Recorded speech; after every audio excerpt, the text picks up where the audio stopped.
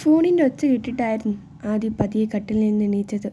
പക്ഷേ ദിയക്ക് നടന്നു പോയതെല്ലാം ഒരു മിന്നായം പോലെയായിരുന്നു. താൻ എന്തൊക്കെയാണോ ആഗ്രഹിച്ചത് അതിനെല്ലാം വിപരീതം നടന്നതുപോലെ. അവൾ പഴയതെല്ലാം ഓർത്തെടുക്കുന്നു.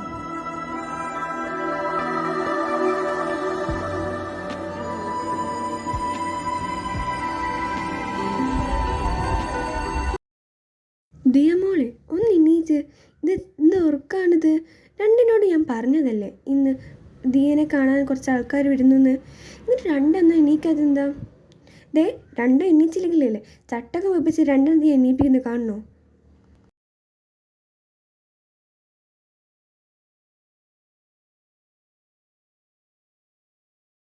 അമ്മ എന്താ ഈ രാവിലെ തന്നെ തുടങ്ങിയോ? മനുഷ്യന് ഉറങ്ങാനും സമ്മതിക്കത്തില്ല. എന്നല്ലാലോ ഓളല്ലേ കാണുന്നത്, ഓളെ പോയി വിളിക്ക്. ഞാനൊന്നും പോയി വിളിക്കില്ല, എൻ്റെ അനിയത്തില്ലേ, പോയി വിളിക്ക്. ശരി. അതും പറഞ്ഞുകൊണ്ട് അർജുൻ നേരെ ദിയയുടെ റൂമിലേക്ക് കയറി. എൻ്റെ ദൈവമേ, എന്ത് ഉറക്കാത്! ദിയ ദിയ ഒന്ന് എണീക്കുന്നുണ്ട് നീ? കുറച്ചുകൂടെ സമയം കഴിഞ്ഞാൽ പിന്നെ എന്നെ കാണാൻ വരുന്നൊക്കെ അതേപോലെ തിരിച്ചു പോകും. ഒന്ന് എണീച്ചുകൂട്. എൻ്റെ കൃഷ്ണ, എന്ത് കഷ്ടാണ്. എനിക്ക് ഒന്ന് ഉറങ്ങാനും പോലും പറ്റത്തില്ലേ? മോളിപ്പോൾ എണീച്ച് ഫ്രഷ് ആയില്ലെങ്കിലേ ആ കൃഷ്ണൻ്റെ ഭാര്യ തന്നെ ചട്ടക്കം വയ്പ്പിക്കുന്ന പറഞ്ഞേ. വേണി ചോദിക്കും. ആണോ? എന്നാ നീ പോ, ഞാൻ പോയി മാറ്റിട്ട് വരട്ടെ. അപ്പം നമ്മൾ വേണ്ട.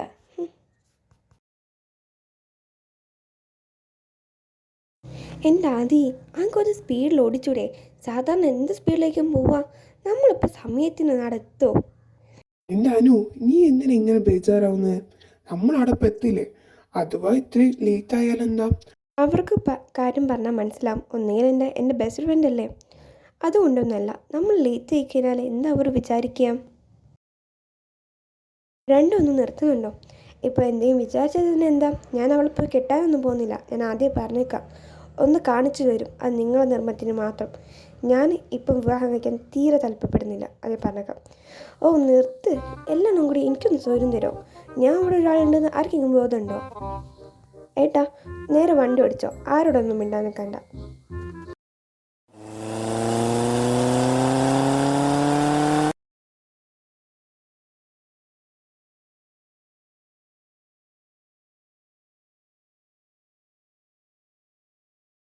അങ്ങനെ അവരുടെ കാർ നെല്ലിയെടുത്ത് തറവാട്ടിലേക്ക് എത്തി. അവിടെ ജനാലിൽ കൂടെ നമ്മുടെ ദിയ അവനെ നോക്കിയിരുന്നു. അപ്പോഴാണ് അവൾക്കൊരു പെട്ടെന്നൊരു കാര്യം സ്ട്രൈക്കായത്. അവനെ എവിടെയോ വെച്ച് കണ്ടിരിക്കുന്നെന്ന്. പക്ഷെ പെട്ടെന്ന് തന്നെ അർജുൻ റൂമിലേക്ക് കയറി അവളോട് താഴോട്ടേക്ക് വരാൻ പറഞ്ഞു. അതുകൊണ്ട് തന്നെ അവൾക്ക് അതിൽ കൂടുതൽ ചിന്തിക്കാൻ പറ്റിയിട്ടുണ്ടായിരുന്നില്ല. താഴെ എത്തിയപ്പോഴായിരുന്നു അവളത് ഉറപ്പിച്ചിരുന്നത്. അവൾ വിചാരിച്ച ആൾ തന്നെയാണ് അതെന്ന്.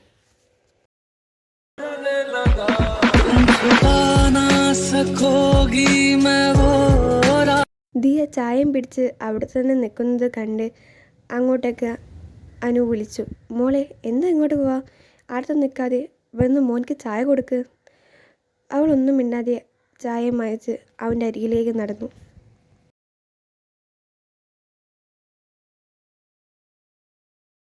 ആർക്ക് വേണ്ടിയായിരുന്നോ എൻ്റെ ഇത്ര നാളത്തെ കാത്തിരിപ്പ്? അവർ തന്നെയാണ് എപ്പോഴും മുന്നിൽ വന്നിരിക്കുന്നത്. ദൈവമായിട്ട് കാണിച്ചല്ലേ. ഇനി അവളുടെ കഷ്ടപ്പാടുകളുടെ ദിവസങ്ങളായിരിക്കും. കാത്തിരുന്നു. ആദ്യം പറഞ്ഞതൊന്നും ദിയ കേട്ടില്ലെങ്കിലും അവൾക്ക് ഉറപ്പായിരുന്നു ഇനി അങ്ങോട്ടുള്ളതെല്ലാം ഒരു ഔപചാരികം പോലെ ആയിരിക്കുമെന്ന്.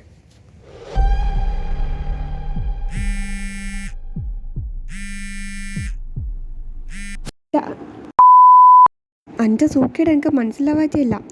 ഈ പാതിരാത്രി കണക്ക് എന്തിൻ്റെ രാജീവിൻ്റെ മോനെ?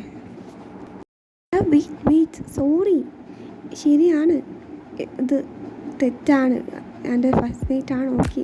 പക്ഷേ അതിനേക്കാളും ഇമ്പോർട്ടൻ്റ് ആയി കാര്യം പറയാനുണ്ടായിട്ടാ.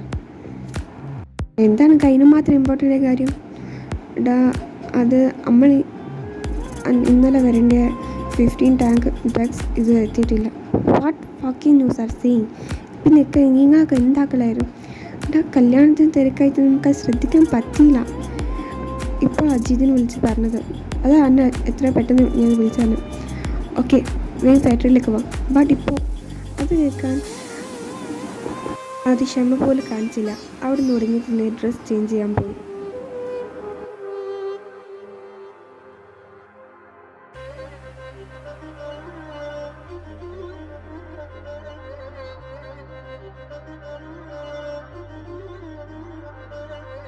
ഡ്രസ് ചേഞ്ച് ചെയ്ത ശേഷം അവൻ പുറത്തേക്ക് പോകാൻ നേരത്ത് എന്തൊന്ന് അവൻ്റെ കണ്ണിലൊടുക്കി.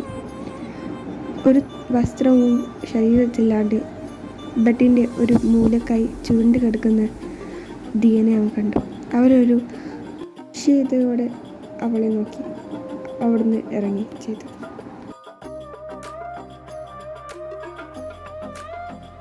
ആദ്യം ഉടനെ തന്നെ ഫാക്ടറിയിലേക്ക് എത്തി. അവിടെ എത്തിയപ്പോൾ തന്നെ ദീപ് അവിടെ ഉണ്ടായിരുന്നു. പട്ടി, നിങ്ങളൊക്കെ ഞാൻ എന്തിനാണ് ഏൽപ്പിച്ചത്? ഈ ചെറിയ കാര്യം പോലും നിങ്ങൾക്ക് നോക്കാൻ പറ്റിയില്ലെങ്കിൽ പിന്നെ എന്തിനാണ് ഞാൻ നിങ്ങളൊക്കെ? സോറി, അവർ ജിതിനത വരുന്ന. അപ്പോൾ നമുക്ക് മുന്നോട്ട് സംസാരിക്കാം. ആദി ഡാ, ഞാൻ പറയുന്നത് നിൽക്ക്, വെയിറ്റ്. അതിങ്ങോട്ട് വരുന്നുണ്ട്, ടാങ്ക് ഇങ്ങോട്ടൊക്കെ തിരിച്ചിട്ടുണ്ട്. 15 minutes I already give you. Okay, ആ സമയത്തേക്ക് എത്തും. Don't worry. ദിയ മയക്കത്തിൽ നിന്ന് പെട്ടെന്ന് തന്നെ കണ്ണ് തുറന്ന് നോക്കി. ചുറ്റിലും അവൻ നോക്കിയപ്പോൾ അവൾക്ക് മനസ്സിലായി അവിടെ ആരും തന്നെ ഇല്ലായിരുന്നു. പെട്ടെന്നായിരുന്നു ചുമരിലുള്ള ക്ലോക്കിലേക്ക് അവളെ കണ്ണുടുക്കിയത്. സമയം 2:30 ആ സമയത്ത് അവൾക്ക് എന്തൊക്കെയോ വികാരം തോന്നി. ദേഷ്യവും സങ്കടവും സഹതാപവും എന്തോ എല്ലാം അവൾ തോന്നി.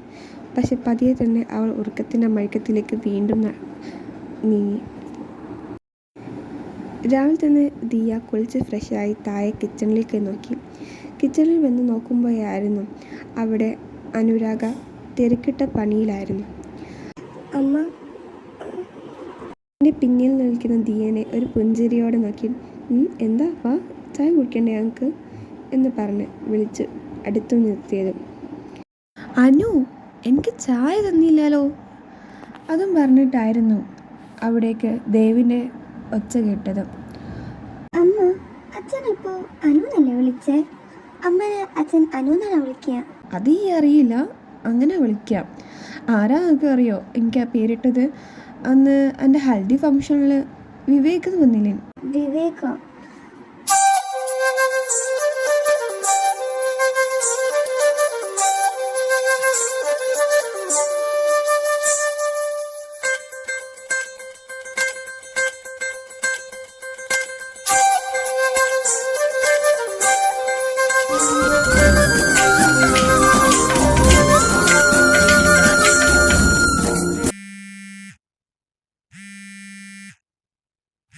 സ്റ്റേജിൽ ഇരിക്കുമ്പോഴായിരുന്നു ആദ്യക്ക് കോള് വന്ന് ആദ്യം അവിടുന്ന് പോയത്. അതേസമയം ആ തക്കം നോക്കിയിട്ട് വിവേക് സ്റ്റേജിലേക്ക് കയറി. Hello my darling. ഒരു നെട്ടലോടെയായിരുന്നു ദിയ അവനെ നോക്കിയത്. ഹേയ്, ഇങ്ങനെ പേടിക്കൊന്നും വേണ്ട, ഞാനൊന്നുകൂടെ ഇരുന്നോട്ടെ. അതിന് ദിയയുടെ മറുപടി കേൾക്കുന്ന മുന്നേ തന്നെ വിവേക് അവിടെ പോയി കുത്തിരണം. എന്നിട്ട് അവരിരുവരും പലതും അങ്ങനെ സംസാരിച്ച് നിൽക്കുമ്പോഴായിരുന്നു ഈ കാഴ്ചകൾ ഫോണിലൂടെ സംസാരിക്കുന്ന ആദ്യം കണ്ടത്. അവൻ നല്ലോണം ദേഷ്യം വരുന്നുണ്ടായിരുന്നു. അവൻ്റെ കണ്ണുകൾ ദേഷ്യം കൊണ്ട് ചുവന്നു തുടിച്ചു. അവൻ ഉടനെ തന്നെ സ്റ്റേജിലേക്ക് കയറുകയും ചെയ്തു. ആദിയുടെ തുറച്ചു നോട്ടം സഹിക്കാൻ കഴിയാതെ വിവേക് പറഞ്ഞു, ഡാ അളിയ, നീ ഇങ്ങനെ പേടിപ്പിക്കാൻ മാത്രം ഒന്നും ചെയ്തിക്കില്ലല്ലോ. ഇവളെ വിഴുങ്ങിയൊന്നും ചെയ്തിക്കില്ല. ശരി, ഞാൻ വന്നില്ലേ, നീ പൊയ്ക്കോ എന്ന് പറഞ്ഞുകൊണ്ട് വിവേകിനെ അവിടെ പറഞ്ഞയച്ചു. എന്നിട്ട് ദിയനെ തുറച്ചു നോക്കലായിരുന്നു.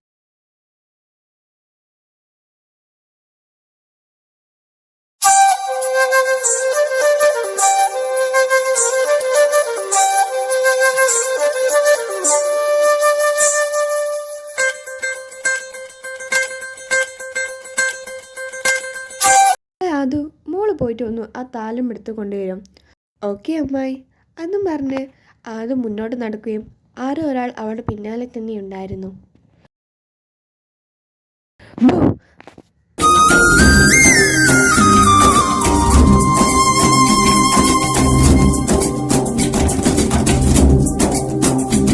എന്താ അർജുൻ, ഇങ്ങനെയാണോ പേടിപ്പിക്കുന്നത്? മനുഷ്യൻ്റെ ഉള്ള ജീവനം പോക്കി.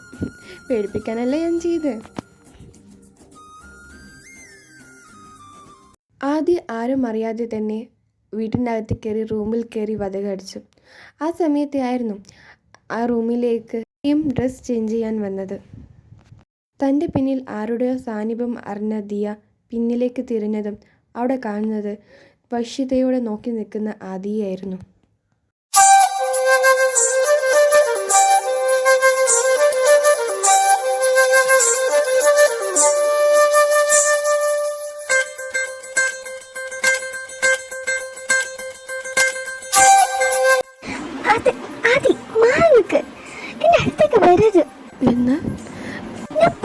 വരും.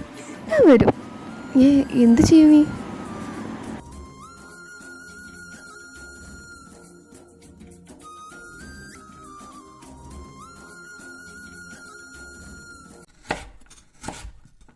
മോനെ കാണാൻ ഞാൻ വന്നത്. മോള് പറഞ്ഞൊക്കെ അറിയില്ല. നിങ്ങൾ രണ്ടുപേരും ഇന്ന് അമ്പലത്തിൽ പോകണം, ഉടനെ തന്നെ പോകണം. മോള് മാറ്റാൻ വന്നിക്കില്ലേ? ഈ ഒന്ന് വേഗം മാറ്റിയിട്ട് അമ്പലത്തിലേക്ക് പോകാൻ തയ്യാറാക്കിയേ. മറുപടിയോളം അവൻ മൂളുക മാത്രം ചെയ്തോളും.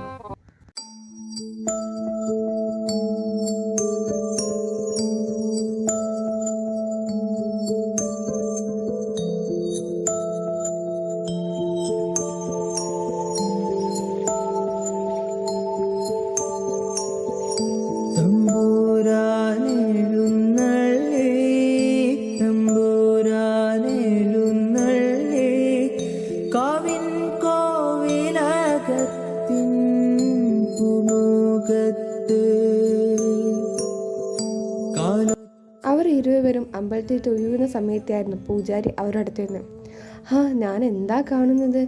എന്ത് നല്ല മക്കളാണ് നിങ്ങൾ. നിങ്ങൾ തമ്മിൽ നല്ല ചേർച്ചയുണ്ട്. 10ൽ 10. ഒന്നിക്കേണ്ടവരാണ് ഒന്നിച്ചത്. അതാണ് വിധി, ആർക്കും മാറ്റാൻ പറ്റാത്ത വിധി.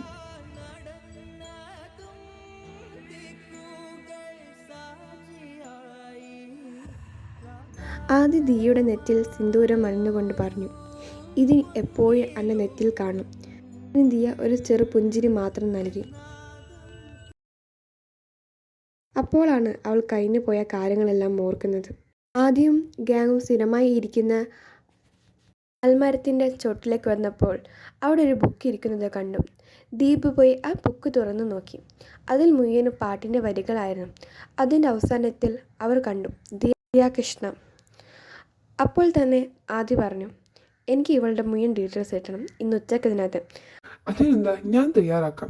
ദിയയും ഫ്രണ്ടും നടന്നു പോകുമ്പോഴായിരുന്നു ദിയക്ക് ഓർമ്മ വന്നത്. അവൾ ബുക്ക് എടുക്കാൻ മറന്നുപോയി. അവൾ ഓടി മരത്തിൻ്റെ ചോട്ടിലേക്ക് വന്നപ്പോൾ അവിടെ ആ ബുക്ക് ഉണ്ടായിരുന്നില്ല. അപ്പോൾ അവൾ ചുറ്റും നോക്കിയപ്പോൾ ഒരാളെ കണ്ടു. അയാളോട് അവൾ വിവരം തിരക്കി. ഏട്ടാ ബുക്ക് കണ്ടിട്ടുണ്ടായിരുന്നു ഇവിടെ ഉള്ളത്? അത് തൻ്റെ ബുക്കായിരുന്നു. അതെ, ഏട്ടൻ കണ്ടിരുന്നോ? ഏട്ടൻ അറിയോ അത് എവിടെയാണുള്ളതെന്ന്? അത് ആദ്യം ഗംഗ് ഇവിടെ വന്നപ്പോൾ അവൾ ആ ബുക്ക് എടുക്കുന്ന പോലെ എനിക്ക് തോന്നി. അവരെവിടെ ഉണ്ടാവാം? ഇപ്പോൾ അവർ ക്ലാസ്സിലായിരിക്കും. മേ ബി അവർ ചിലപ്പോൾ ലഞ്ച് ബ്രേക്കിന് ക്യാൻറ്റീനിലുണ്ടാവും. ഇനി ക്യാൻറ്റീൻ പോയി നോക്കി നോക്ക്. ഓക്കെ. ദിയ ലഞ്ച് ബ്രേക്ക് ആവാൻ വേണ്ടി കാത്തിരുന്നു. ബെല്ലടിച്ച ഉടനെ അവൾ ക്യാൻറ്റീനിലേക്ക് നടന്നു. അവിടെയുള്ള ആൾക്കാരോട് ആദിയെക്കുറിച്ച് അന്വേഷിച്ചപ്പോൾ അവർ കാണിച്ചു തന്നു. അവൾ ഉടനെ തന്നെ ആദിയുടെ ഗാങ്ങും ഇരിക്കുന്ന സ്ഥലത്തേക്ക് നടന്നു നീങ്ങി. എക്സ്ക്യൂസ് മീ, നിങ്ങളുടെ കയ്യിൽ എൻ്റെ ബുക്ക് ഉണ്ടെന്ന് ഞാൻ അറിഞ്ഞു. ആര് പറഞ്ഞു? അത് ആര് പറഞ്ഞാലെന്താ, ബുക്കില്ലേ, അത് എനിക്ക് തിരിച്ചു വേണം. ആദ്യ ആ ബുക്ക് അവൾക്ക് നേരെ നീട്ടി. അവൾ അത് വാങ്ങി പോവാൻ ശ്രമിക്കുന്നിടയിൽ ആദ്യ പറഞ്ഞു, സേ താങ്ക്സ്. എന്തിനി? എൻ്റെ ബുക്ക് എൻ്റെ അനുവാദമില്ലാണ്ട് അവിടെ നിന്ന് എടുത്തു പോയിട്ട് ഞാൻ താങ്ക്സ് പറയണം? ചോദിക്കാൻ വന്ന ആൾ എന്തിനാ താങ്ക്സ് പറയുന്നത്? നിനക്ക് ഈ ബുക്ക് വേണമെങ്കിൽ താങ്ക്സ് പറയും, അല്ലെങ്കിൽ പൊയ്ക്കോ. ആദ്യം കുറച്ച് നേരം ദിയ ഒന്നും മിണ്ടിയില്ലെങ്കിലും പിന്നീട് താങ്ക്സ് പറഞ്ഞ് അവൾ ആ ബുക്കും വാങ്ങി അവിടുന്ന് ഉടനെ തന്നെ പോവുകയും ചെയ്തു. ദീപ്, എനിക്ക് അവളുടെ ഡീറ്റെയിൽസ് വേണം, മുഴുവൻ ഡീറ്റെയിൽസും തന്നെ വേണം. ജിതിൻ അതിൻ്റെ ഇടയിൽ കയറാൻ നിൽക്കുന്ന സമയത്ത് ദീപ് തടഞ്ഞുകൊണ്ട് പറഞ്ഞു, എൻ്റെ ബുദ്ധി ഇതിൽ വേണ്ട. എന്നെ ഏൽപ്പിച്ചില്ലായിരുന്നു അവളുടെ ഡീറ്റെയിൽസ് എടുക്കാൻ. എന്നിട്ട് അവൾക്കാടി മുന്നേ അവളെടുത്തത് കണ്ടില്ലേ? ഇനി എൻ്റെ കുറച്ച് ഇനി വേണ്ട. ജിതിൻ ഒന്നും മിണ്ടാതെ കൈ കെട്ടി അവിടെ തന്നെ കുത്തിരുന്നു.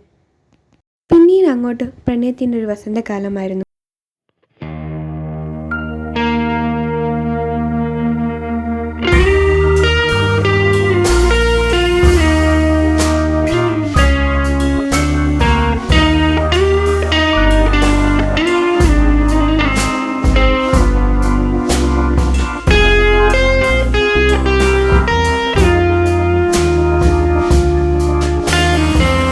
അവർ തിരഞ്ഞെടുത്തത് സീനിയേഴ്സ് കോളേജ് വിട്ടു പോകുന്ന അന്നേ രാത്രി ഫ്രഷേഴ്സ് എല്ലാം അവർക്കൊരു പാർട്ടി നൽകും. ആ ദിവസം എല്ലാവരും മുന്നിൽ വെച്ച് ദിയനെ പ്രപ്പോസ് ചെയ്യാൻ അവർ തീരുമാനിച്ചു. അതിനായിട്ടുള്ള എല്ലാ പരിപാടിയും അവർ ചെയ്തു തുടങ്ങി. ദീപു, അവൾ എന്താ വരാത്തെ? എത്ര നേരം ഞാൻ കാത്തുക്കുന്നു. അവളിപ്പം വരും. ഇനി മാത്രം ടെൻഷൻ അടിക്കണ്ട, അവർ എന്തായാലും വരും. നിത്താരം മെസ്സേജ് അയച്ചിക്ക് അവിടുന്ന് അവർ പുറപ്പെട്ടേക്കുന്നു. അങ്ങനെ അവർ 3 പേരും കുറേ നേരമായിട്ട് ദിയൻ്റെ എൻട്രിക്ക് വേണ്ടി കാത്തുവെക്കുകയായിരുന്നു. അവർ അങ്ങോട്ട് വരുന്നത് അവർ 3 പേരും കണ്ടു. അവളെ കണ്ട ഉടനെ തന്നെ ആദി സ്റ്റേജിൻ്റെ ബാക്കിലേക്ക് പോയി. അതിനുശേഷമായിരുന്നു നിത്താര ദീപിന് മെസ്സേജ് ഉടനെ തന്നെ കാണണമെന്ന് പറഞ്ഞു. അവർ ഇവരും ഒരു ഭാഗത്തേക്ക് മാറി നിന്ന് സംസാരിക്കും. എന്താ ഇപ്പം കാണുമെന്ന് പറഞ്ഞേ?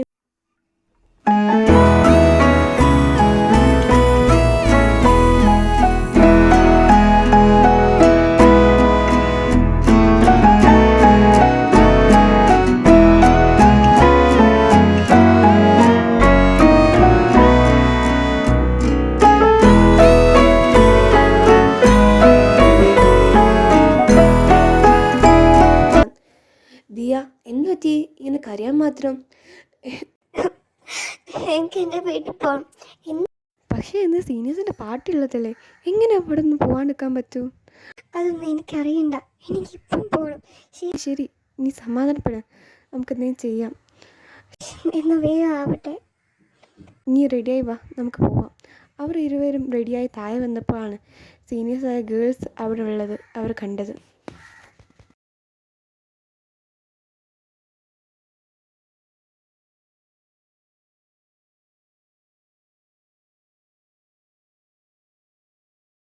ഈ വിവരങ്ങളെല്ലാം ആദ്യം അറിയിക്കാൻ ശ്രമിച്ചു. പക്ഷേ അതിന് മുന്നേ ആദ്യം സ്റ്റേജിൽ തന്നെ കയറി.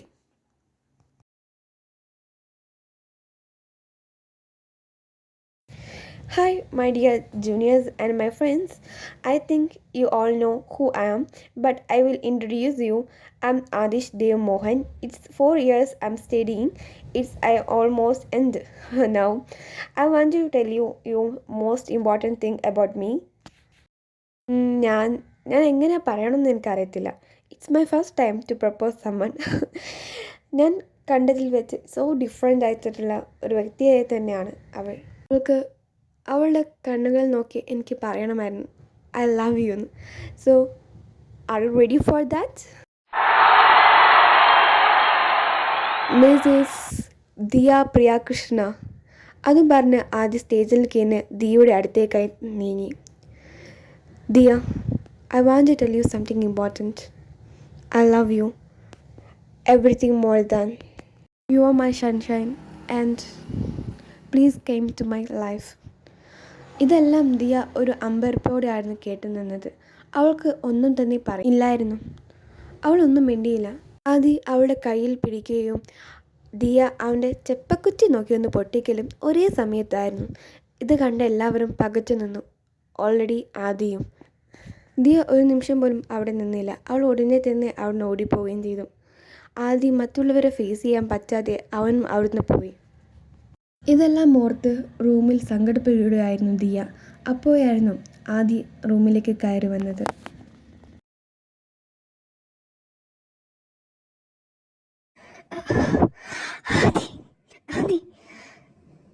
എനിക്കൊരു കാര്യം പറയാനുണ്ട്. പറഞ്ഞു. അത് ഞാൻ എന്തേലും ചെയ്തു? അതും പറഞ്ഞ് ദിയയുടെ അടുത്തേക്ക് വരുന്നതും അവൾക്ക് അവളുടെ തൊണ്ട പറ്റുന്നത് പോലെ തോന്നി. ഞാൻ അന്ന് കോളേജിൽ വെച്ച് ചെയ്ത എന്ന് പറയിൽ തുടങ്ങിയാലും ആദി അവൻ്റെ വിരൽ അവളുടെ ചുണ്ടിലേക്കായി വെച്ചു. എനിക്കറിയാം എല്ലാം. അത് കേട്ടതും ഇത് ആദ്യം ഒട്ടും പ്രതീക്ഷിച്ചിട്ടുണ്ടായിരുന്നില്ല. എന്നിട്ടാണോ എന്നെ ഇന്നലെയുള്ള രാത്രികളെല്ലാം എന്നെ ഇത്രയും നോവിച്ചത്? സോറി, ഞാൻ ഇന്നാണ് അറിഞ്ഞത്. ദീപു എന്നോട് ഇന്നാണ് പറഞ്ഞത്.